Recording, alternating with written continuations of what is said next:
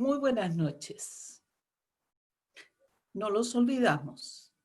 Estamos siempre recordándoles y sabemos que están sufriendo indeciblemente. Por eso enviamos un saludo a la familia de las personas fallecidas y deseamos a todos los enfermos una pronta mejoría. Siempre. Mi nombre es Miriam Singer, soy la directora de Arte y Cultura de la Universidad Católica y esta noche presentamos la 9ª charla de este ciclo. Alguien me envió un correo contándome cuánto disfrutaba de este programa. Ella solía asistir a conciertos y exposiciones porque el arte es su espacio propio, donde habita su corazón. Pero ahora no puede, está cerrada y la ciudad se le ha vuelto extraña. Ya no es dueña de la ciudad. De pronto comprendió, yo creo, que es aquel vínculo ancestral que tenemos con la ciudad. La ciudad es el resultado de nuestro trabajo. La ciudad nos cobija, asigna los símbolos, ordena, distribuye los beneficios, aunque nunca en forma correcta. La ciudad es el crisol de nuestros errores. Humanos somos. Perdonémonos y pongámonos a trabajar para resignificar esta nuestra ciudad. La ciudad es un complejísimo sistema de relaciones que ocurren en innumerables capas de redes, en armonía o conflicto. La mayor parte de esas redes, si no ponemos atención, permanecen ocultas a los ojos. Pero hay una red que está siempre a la vista, es la que envuelve los espacios por los que transitamos y que habitamos. Para hablar de eso, viene una persona muy importante. Él es arquitecto, es el director de uno de los edificios más queridos de la ciudad, el Museo Nacional de Bellas Artes. Se llama Fernando Pérez.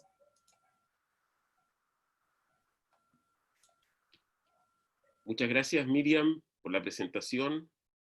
Muy buenas tardes a todos y los felicito por este ciclo que, como otras iniciativas, nos acompaña y acompaña a todos en estos difíciles días que hemos vivido.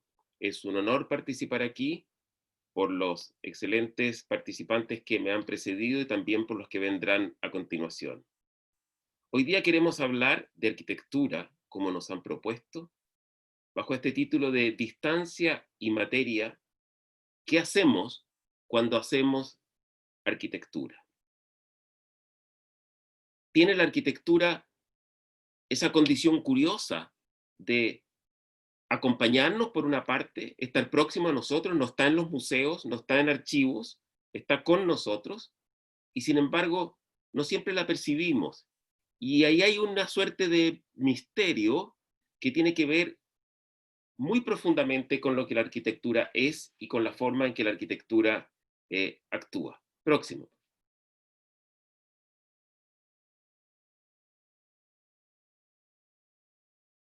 Próximos, eso.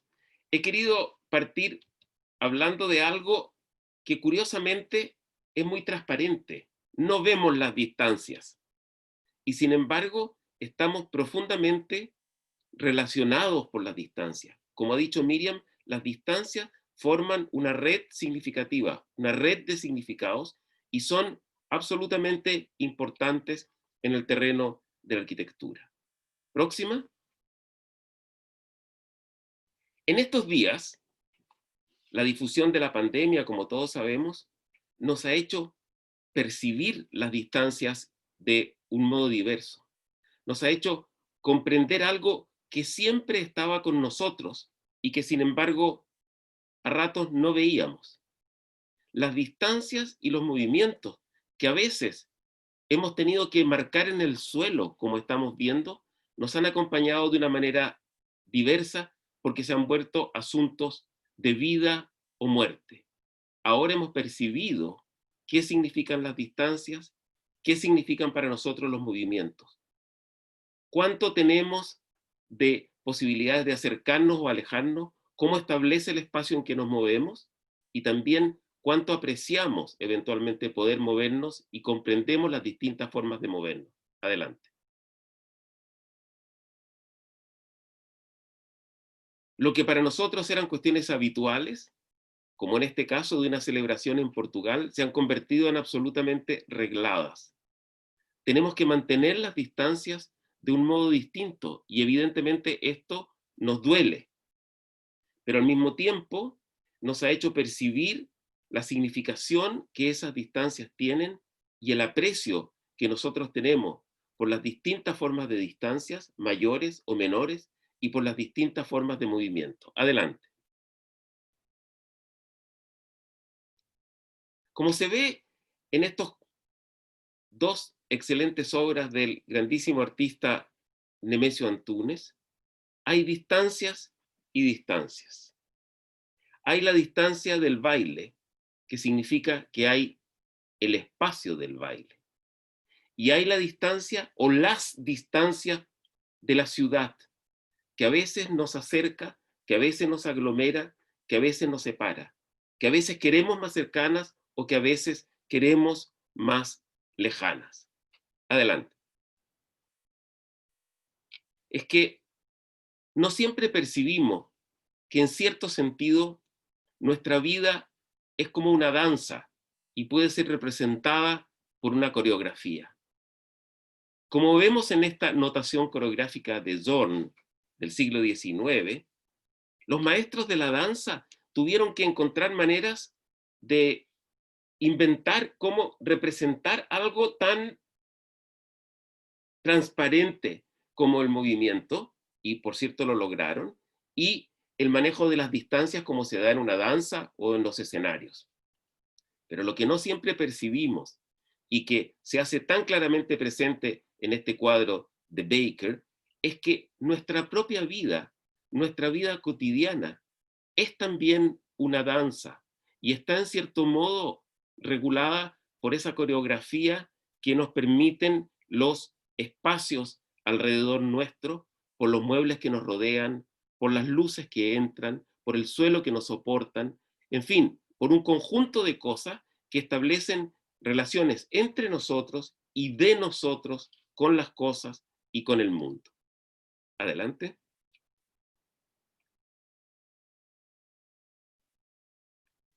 Tomemos un caso que me es muy familiar, el hall del Museo Nacional de Bellas Artes, uno de los espacios notables de Santiago, y nosotros nos damos cuenta que en cierto modo este edificio y este corazón del edificio, pensado por un arquitecto que se llamó Emilio Jecquier, fue pensado coreográficamente.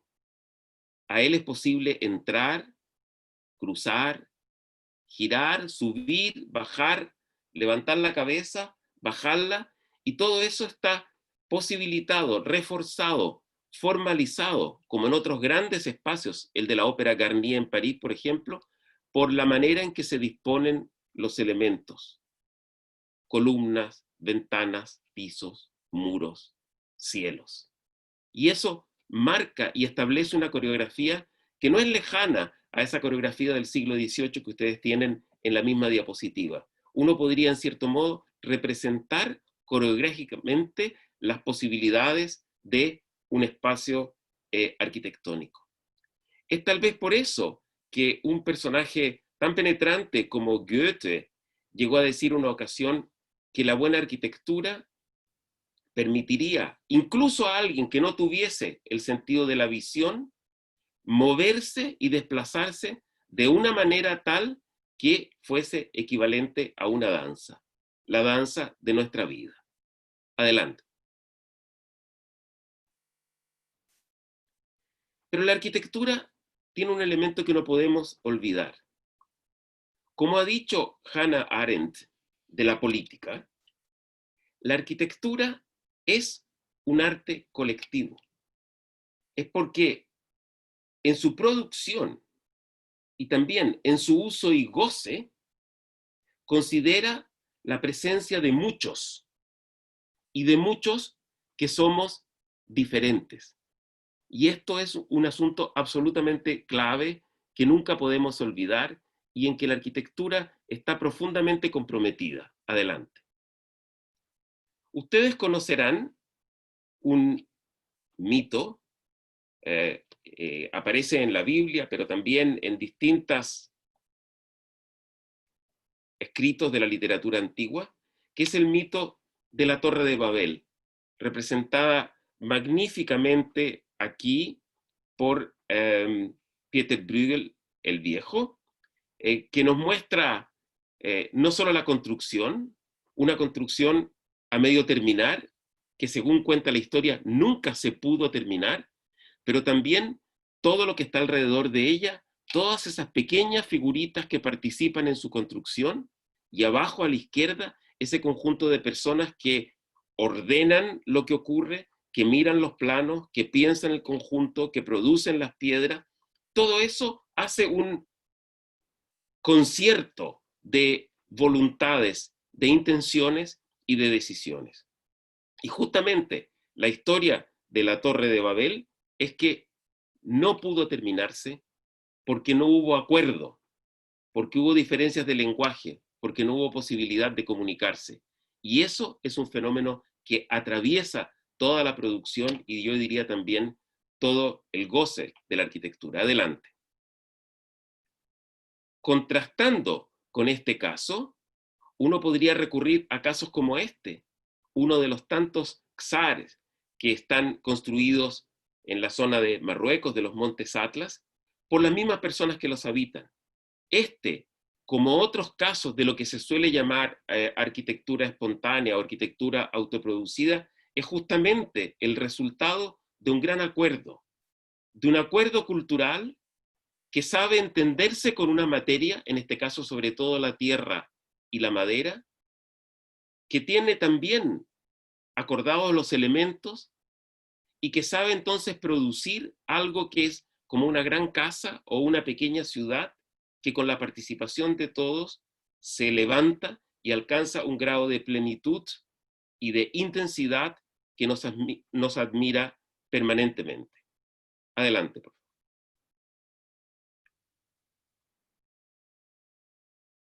Y esto ocurre, como decía también, en la manera en que utilizamos la arquitectura. Probablemente el teatro de Epidauro, en Grecia, es uno de los más hermosos que se produjeron en la época clásica.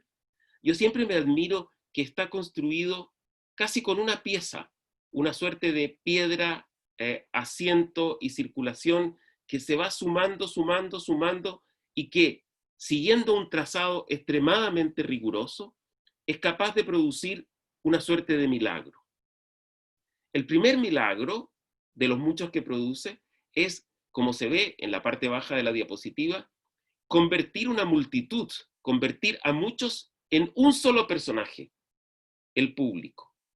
Cuando uno se sienta en un teatro como este, deja de ser uno para que todos construyan un solo personaje que se enfrentará a la escena, a lo que allí se representa. Es una transformación radical producida por la arquitectura. Un segundo milagro es que siendo una construcción al aire libre, es un aparato, es una máquina magnífica de acústica, que nos permite no solo mirar con gran precisión la representación de la tragedia o de las competencias que allí se daban, sino también escucharla con una enorme precisión. Ese es el tipo de trabajos, es el tipo de efecto que la arquitectura suele producir. Adelante. Cruza entonces la arquitectura un conjunto variado de escalas. Somos muchos, somos uno, somos pequeños grupos, pero somos también grandes grupos. Como ustedes pueden ver en esa preciosa fotografía del estadio de Maracaná en Río de Janeiro, las personas que están allí gritando el gol o participando del partido no ven, no son conscientes de la impresionante estructura que los soporta, que los cubre, que los aloja. Y no solo eso, sino que también los pone en posición de dominar el juego. Lo mismo podemos ver en ese pequeño cuadro de Antonello da Messina del siglo XV, que representa a San Jerónimo en su estudio. Ciertamente, el estudio de San Jerónimo no fue autoconstruido en esta representación de Antonello, alguien lo construyó, alguien participó, él debe a alguien poder estar sentado allí con su libro enfrente y con sus materiales a la mano. Y nosotros vemos allí a San Jerónimo estudiando, pero seguramente él solo ve el libro y se ha olvidado todo ese mundo que lo rodea, pero que sin embargo le permite concentrarse absolutamente en su trabajo de traducción y en su lectura. Siguiente, por favor.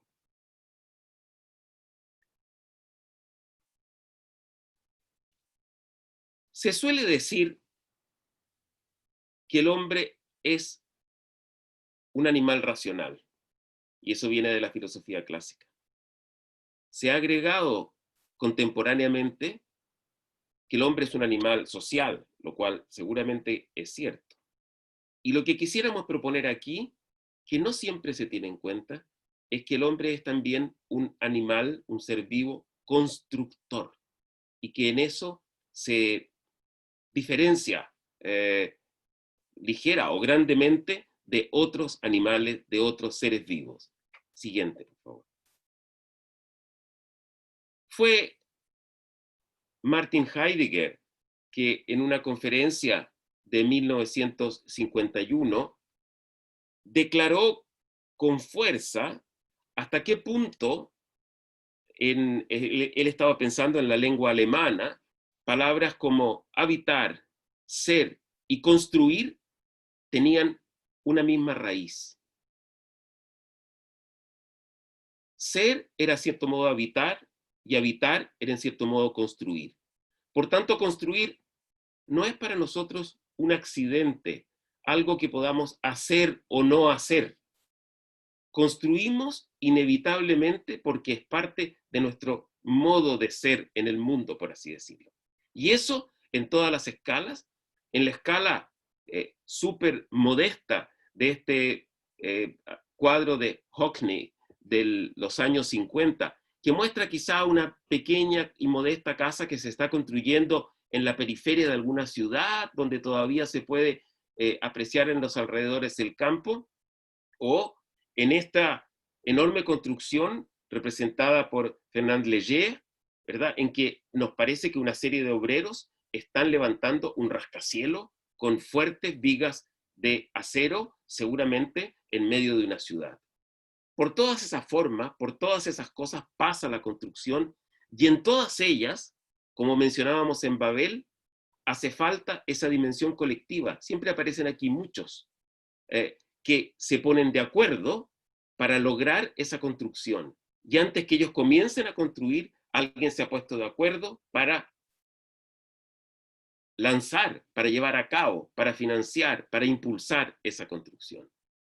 Y es precisamente una cierta forma de densificación, intensificación, aporte de valor y de significado a esa construcción, lo que la arquitectura continuamente y porfiadamente se propone hacer. Adelante, por favor.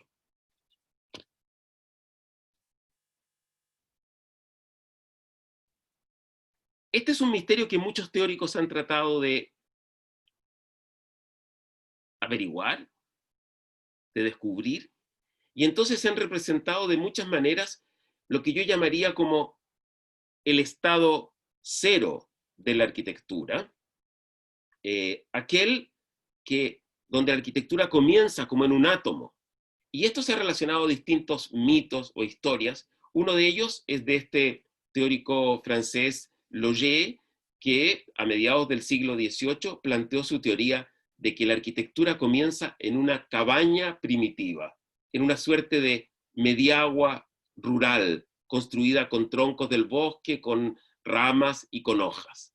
O esta otra, a comienzos del siglo XIX, de otro arquitecto francés, Ledoux, que plantea la arquitectura como la petición de alguien que está desprovisto. Por eso que él lo llama la casa del pobre. El comienzo de la arquitectura sería la casa del pobre, aquella que aborda nuestras necesidades básicas. Lo bonito de estas representaciones es que ustedes ven que están los elementos que describen los teóricos, pero siempre hay otra cosa. Siempre están los dioses, el Olimpo, de alguna manera una representación de lo trascendente que está en el comienzo mismo de la arquitectura, por más que se trate de una construcción elemental. Más tarde, en mediados del siglo XIX, un teórico alemán, Gottfried Semper, relacionará la arquitectura con el tejido, con el textil, con el telar, e intentará, con un espíritu más científico propio de la era moderna, identificar esa cabaña primitiva con algunas de las construcciones elementales del Caribe. También siempre diciendo, de allí surge todo, de allí nace o sale la arquitectura. Adelante. Las formas en que esa intensificación o densificación de la arquitectura se produce son múltiples. Y en ese sentido, los talleres de arquitectos, como en este caso el de Antonio Gaudí en Barcelona, que está lleno de papeles, restos de maquetas, es como una suerte de fábrica de esa intensidad que hay que dotar la construcción. Y para eso él recurre a muchas cosas. Recurre, por ejemplo, al dibujo como una forma de anticipar lo que va a ocurrir cuando una obra esté construida, y a inventos increíbles, como esas maquetas funiculares de hilos con pesos colgando, que él representaba los edificios al revés, como una manera de llegar a la forma estructural precisa que un edificio debería tener. Adelante.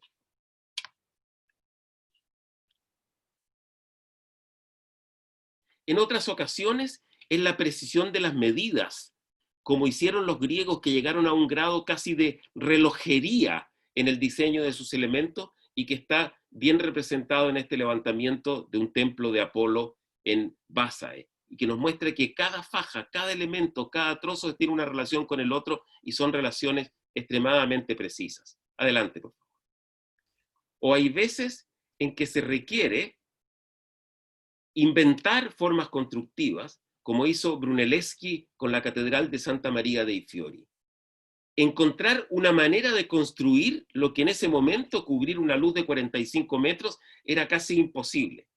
Por tanto, en ese caso, uno diría que la intensificación tiene algo también de posibilitar poéticamente una construcción. Adelante. Pero hay en la arquitectura, y lo decíamos, lo hemos sugerido varias veces. Siguiente, por favor.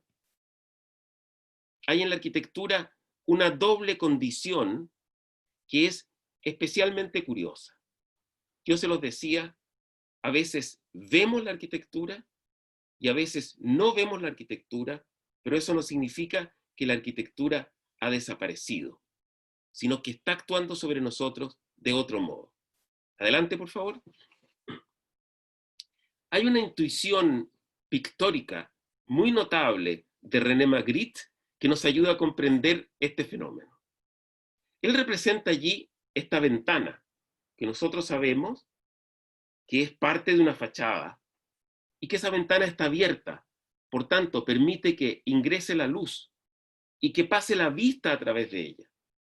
Pero lo que vemos al fondo de la ventana es otro edificio con otra fachada y con ventanas que se nos aparecen como objetos, como formas. Entonces, por una parte, la ventana desaparece para permitir nuestra visión, y por otra parte, la ventana se nos aparece como una forma construida que nosotros podemos contemplar. Adelante. Esto es particularmente evidente en algunas investigaciones del Renacimiento, como este precioso dibujo de Francesco di Giorgio Martini, del siglo XV, en que asimila el cornizamiento, la parte superior de un edificio clásico, a la cabeza de un cuerpo humano. Entonces la frente será una faja, los dentículos serán la boca, en fin, el mentón será allí otro elemento del orden, etcétera, etcétera. Lo que quiere decir Di Giorgio Martini es algo así como: los edificios son cuerpos, como el nuestro, y se nos enfrentan como cuerpos, y tienen que resistir nuestra mirada curiosa, nuestra mirada analítica, incluso nuestra mirada estética. Adelante.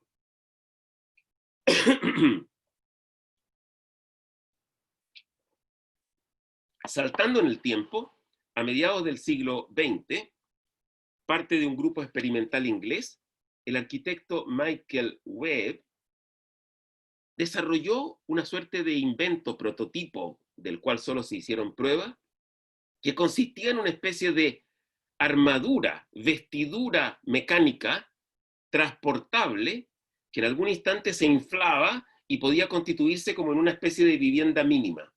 Algo que está entre medio del traje, el automóvil, el sarcófago y la vivienda mínima. Todo ello mezclado en una sola cosa. Lo que tiene de interesante este diseño de Webb es que él nos muestra que en ocasiones la arquitectura actúa rodeándonos, como hace la ropa, como haría un poncho. Nosotros no lo estamos viendo cuando nos ponemos un poncho. Sin embargo, el poncho nos está dando calor, protección de la lluvia, pero también incluso representatividad, estatus social o lo que sea. Por tanto, hay esas dos tensiones que manifiesta continuamente la arquitectura. Y nosotros nos tenemos que mover para comprenderla entre esa arquitectura que a ratos aparece y tiene que resistir a aparecer, y esa arquitectura que desaparece porque nuestra vida no resistiría a estar, por así decir, en permanente contemplación. Adelante, por favor. Pero al comienzo nos preguntamos, ¿qué construimos cuando construimos? Y para esto, para intentar responder a esta pregunta, quisiera contarles una pequeña historia. Adelante, por favor. Entre 1923 y 1925, Le Corbusier, que era entonces un joven arquitecto, desarrolló un proyecto de una casa para sus padres, que su padre había jubilado de la industria relojera y su madre, que era profesora de piano. Y él buscó un terreno en las orillas del lago Léman para desarrollar esta pequeña casa que contrasta bastante con una mucho más grande y más elegante que les había hecho en su lugar de origen, en las montañas del Jura, en la Chaux de Fonds, y que contrasta totalmente con esta casa tan modesta y que casi desaparece. Y sin embargo, este arquitecto que construyó grandes edificios y ciudades consideró que esta casa era suficientemente importante como para publicar un libro acerca de ella en 1954. ¿Por qué sería que le dio a esta casa tanta importancia? ¿Por qué lo comprometía tanto personalmente? Adelante, por favor. Como tantas casas situadas alrededor del lago, la casa es un pequeño volumen que casi desaparece tras un muro continuo y que se posesiona de manera alargada junto a la costa para aprovechar al máximo el lago. Es una casa para 2 personas, tiene un dormitorio, un lugar para poner el piano, una cocina, una gran sala de estar. Adelante, por favor. Un circuito interno muy ordenado y una fachada que da completamente al lago. El elemento fundamental de la casa, el que lo sintetiza, y Le Corbusier así lo declara, es esta ventana que él dice explícitamente tiene 11 metros de largo y que es como la expresión de que la casa es un lugar de contemplación frente al lago. En el año 1945, 20 años después que la casa se había construido, Le Corbusier viene a visitar a su madre y realiza una serie de dibujos. Yo les estoy mostrando allí uno de ellos, impresionado por el mecanismo de esta casa, impresionado, supongo, por la forma en que él suponía que esta casa representaba lo más profundo que él sentía de la arquitectura. Y en ese dibujo muestra precisamente esa ventana y muestra el interior y el exterior al mismo tiempo, quizá la propuesta fundamental de la casa. Adelante, por favor. Esta casa tiene también un exterior, un jardín, donde hay un elemento particularmente curioso. Se trata de un muro que en una parte del jardín nos impide mirar el lago, pero que está abierto en un punto preciso. Una cosa un poco surrealista, como el cuadro de Magritte, porque es una ventana situada al exterior. Junto a esa ventana, Le Corbusier puso a esa mesa un par de bancos y plantaron una paulonia que terminó por cubrir de sombra ese espacio. Hay además dos macizos de hortensia que ustedes pueden ver en la fotografía. Uno mira esto y imagina efectivamente una escena. Uno podría sentarse en esa mesa, conversar con un amigo, tomar un vaso de vino, almorzar al exterior, conversar. Pero cuando eso ocurre, adelante por favor, nosotros dejamos de estar conscientes de esta escena, como yo les explicaba, y aparece esto. El muro y la ventana desaparecen y lo que aparecen es justamente el lago. Y allí tenemos una de las mejores pruebas de esa doble condición de la arquitectura, de ese aparecer y desaparecer de la arquitectura.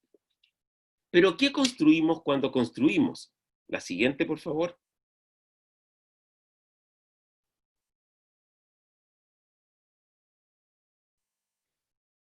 En 1951, la madre de Le Corbusier cumplía 91 años. Le Corbusier la visita y realiza un dibujo de ella, que ustedes están viendo, que publica al final, es la última página de su libro, y él escribe en el dibujo, a sus 91 años, Marie Charlotte Amélie Jeanne Repéré reina sobre el sol, la luna, los montes, el lago y el hogar, rodeada de la admiración afectuosa de sus hijos. Le Corbusier era perfectamente consciente que cuando eligió ese terreno y construyó esa casa, en definitiva estaba construyendo la vejez de sus padres. Su padre alcanzó a vivir solo un año en esa casa, pero su madre vivió alrededor de 30 años porque murió a sus 100 años. Le Corbusier sabía entonces, por tanto, profundamente, como creo que sabemos nosotros, que cuando construimos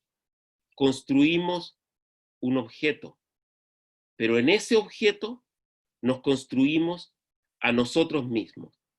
De nosotros depende lo bien o lo mal que lo hagamos, lo intensamente o descuidadamente que lo hagamos, y ello va a marcar definitivamente la forma que asume nuestra vida. Muchas gracias, Fernando. La verdad fue emocionante tu charla. Yo creo que nos quedamos todos con gusto a poco. Podríamos haberte seguido escuchando. Qué manera tan linda, tan poética de develarnos la arquitectura, que como tú dices, la mayor cantidad de las personas no ven. Yo suelo preguntarle a mis alumnos, ¿usted se acuerda de la casa de la esquina de la calle de atrás de su casa? Nadie, ni siquiera el nombre de la calle. Eso es uno de nuestros problemas, no vemos la arquitectura.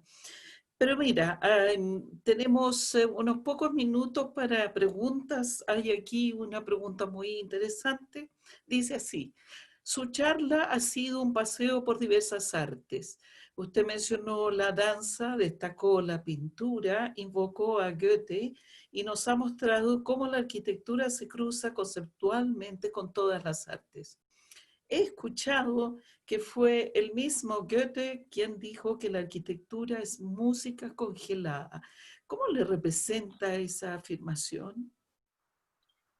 Sí, efectivamente, esa es una de las frases clásicas, Yo creo que hay muchas conexiones internas de la arquitectura con la música y de la arquitectura con la danza, como dije. Eh, y creo que efectivamente ambas comparten un conjunto de cosas, eh, entre otras cosas, el rigor con que tienen que ser pensadas. La música, eh, como en cierto modo tiene un ámbito mucho más restringido, solo trabaja con sonidos, la arquitectura trabaja con sonido, con luz, con materia, con muchas cosas, por tanto es mucho más difícil de representar. Por eso, como yo mostraba en el taller de Gaudí, hay que asaltarla desde distintos lados para poder dominarla. No se representa de una sola manera, como la música puede ser en una partitura que maravillosamente nos dice todo lo que la música debería decir, más lo que el intérprete tiene que agregar, desde luego.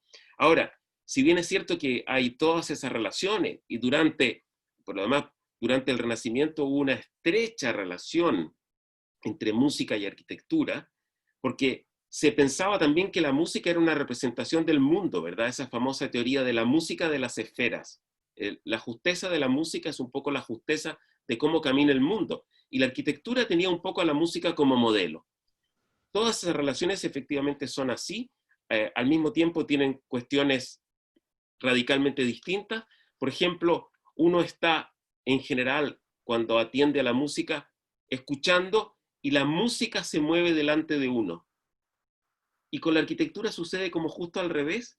La arquitectura está quieta y uno se mueve por dentro de ella. Pero en esa misma contraste hay también una complementariedad y una relación. Sí, absolutamente. Inspirador como tú lo ves. Mira, aquí hay otra pregunta. Esto es más largo, así que yo creo que va a ser la penúltima. Dice así, Heidegger en su libro Construir, Habitar, Pensar termina diciendo que el problema del habitar es que el ser humano no sabemos en realidad bien cómo habitar. Bachelard, en su libro Poética del Espacio, menciona que para resolver las preguntas de habitar no bastaba con considerar la arquitectura como un objeto. Entonces, hoy que hemos pasado más tiempo que nunca en nuestros interiores, ¿comprendemos de mejor manera la relación del cuerpo, habitar, arquitectura? Qué interesante reflexión. Sí, yo diría que la comparto en términos generales. Justamente esa conferencia a la que aludí de 1951 es la que menciona quien pregunta, construir, habitar, pensar. Esa conferencia de Heidegger que él justamente planteó en los años de la posguerra, cuando se discutía en Alemania la reconstrucción. Entonces, él dice algo así como, si vamos a reconstruir, pensemos como qué es la construcción. Y yo creo que en cierto modo, como dice esta reflexión, el hecho de haber estado confinados, el hecho de haber estado en cierto modo reducidos, nos ha hecho quizás mirar con mayor atención este objeto de la arquitectura, pero que nunca, como dice Bachelard, la representa totalmente. Yo creo que se nos ha hecho evidente cuán importante es que hagamos bien nuestras casas y que hagamos bien nuestras ciudades, porque eso será también hacer mejor nuestras vidas. Ya, aquí te voy a, como ya se nos acaba el tiempo, te voy a dar dos preguntas más. Dice así, la primera, ¿cree que la arquitectura se separó de las personas, de las comunidades, de la sociedad? Y si usted estuviese de acuerdo con esa afirmación, ¿cuándo habría ocurrido ese quiebre? Mira, he tenido algunas conversaciones con los arquitectos de la escuela y la verdad es que esto representa bastante bien la inquietud de la inquietud en general del grupo de los arquitectos, pero que tiene mucha relación con lo que está pasando actualmente, no solo en Chile, sino en el mundo entero, me da la impresión. Y después la otra pregunta es, ¿cuándo condiciona el paisaje lo fundacional de la arquitectura? ¿Cómo se entiende hoy lo efímero y eterno en la arquitectura? Bueno, tienes tres preguntas para responder. Muy interesante la manera como tú giras estas preguntas, Fernando. Me encanta. Con respecto a la primera, a mí me gustan mucho los plurales. En primer lugar, no hablar de arquitectura, sino de arquitecturas. Hay muchas cosas dentro de eso que llamamos en arquitectura. Más exitosas, menos exitosas, más afortunadas, menos afortunadas, más conveniente, menos conveniente, etcétera, etcétera. Primero. Segundo, y yo hablé de los czar de Marruecos y podría hablar de otros. Cuando hablo de arquitectura, no estoy hablando de los profesionales arquitectos necesariamente, no solo de los profesionales arquitectos. Por cierto que los arquitectos, espero que seamos importantes para la arquitectura, pero como decía Louis Kahn, no somos nosotros los dueños de la arquitectura. Él decía, un arquitecto siempre debe preguntarse, ¿qué tengo yo para ofrecerle a la arquitectura? ¿Qué le puedo agregar? ¿Qué puedo yo hacer?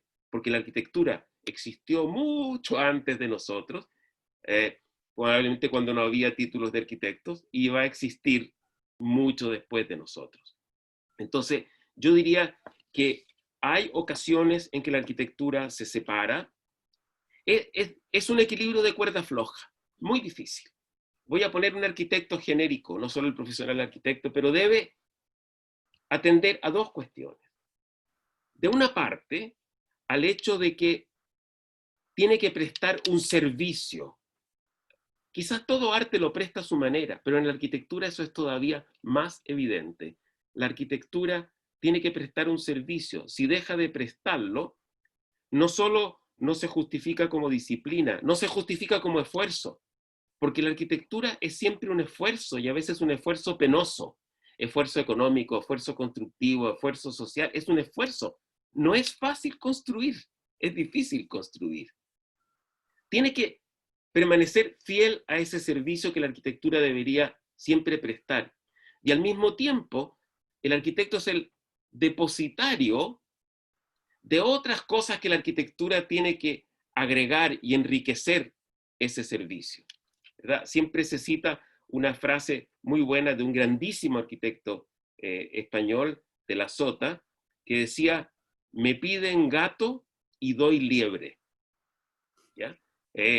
Como diciendo, el arquitecto tiene que prestar ese servicio y si no entrega algo más, tampoco se justifica como arquitecto. O sea, siempre está el peligro de separarse, siempre está el peligro de formalizar la arquitectura, siempre está el peligro de convertirla en decoración, siempre está el peligro de hacerla un sinsentido, pero nuestro esfuerzo debiera ser mantener profundamente ese sentido que viene de lo inevitable de la construcción, porque tenemos que construir. Ahora, lo que se plantea del paisaje, en este pequeño lapso de tiempo era difícil referirse a todas las escalas que tiene la arquitectura. Traté de hacerlo cuando mostré a San Jerónimo y al Maracaná, dos contrastes así como muy grandes, lo íntimo, lo pequeño y también lo grande. Evidentemente, la arquitectura en cierto modo se extiende de la casa a la ciudad y de la ciudad a lo que lo rodea. O sea, de alguna manera la arquitectura no está restringida a un ámbito, sino más bien un modo de pensar la forma de organizar las cosas de manera que nuestras vidas se conviertan en más intensas. Entonces, por una parte, el paisaje se ve afectado por la arquitectura, inevitablemente, y por otra, la arquitectura no puede sino considerar como punto de partida el paisaje en el que se inserta. Por otro lado, efectivamente, la arquitectura, esa arquitectura que no siempre aparece, tiene algo de efímero. Toda nuestra vida es efímera de alguna manera. Todo tiene un tiempo de duración. Unas cosas duran más y otras cosas duran menos. Hay arquitecturas que han durado mucho tiempo o cuyos restos han durado mucho tiempo y arquitecturas que desaparecen en pocos años. En ese sentido, la arquitectura está en los edificios y en las construcciones, pero también los supera, de manera que continúa cuando incluso los propios edificios desaparecen y está también en los dibujos, en la manera de imaginarla, en la manera de pensarla y en las posibilidades que siempre abre a unas nuevas arquitecturas. Interesante, Fernando, lo que dices, porque uno de los rasgos que sucede en general es que, hablando del gato y de la liebre, Es que el arquitecto, suele suceder que el arquitecto entrega liebre y la comunidad o la sociedad en su conjunto se acostumbra, se adapta y termina pensando que la liebre era gato. Así que eso es un debate y yo creo que no se va a terminar nunca con los arquitectos de qué manera sirven a la sociedad o no. ¿Ya? Así Bueno, que eso va a ser para la próxima charla. muy bien. Lo dejamos pendiente, Miriam. Lo dejamos, sí. Bueno, te damos las gracias por esta inspiradora experiencia en la arquitectura, Fernando, y te invito a despedirte y a comprometerte con esta audiencia para una próxima oportunidad. Bueno, muchas gracias, Miriam. Muchas gracias a todos quienes tuvieron la paciencia de acompañarnos. Espero que como en la construcción que vamos haciendo todos juntos, esto sea un pequeño ladrillo que uno agrega al intento de comprender eso que es la arquitectura que hemos heredado y que otros van a heredar también, y decir que esto es parte de una descripción y es parte un deseo. Muchas gracias. Gracias, Fernando. Muchas gracias.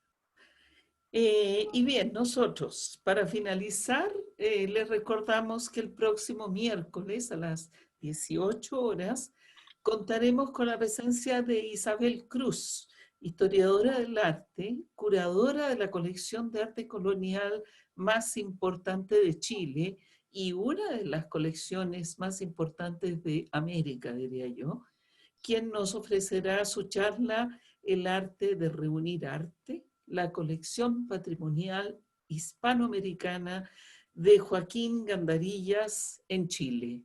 Hasta la próxima.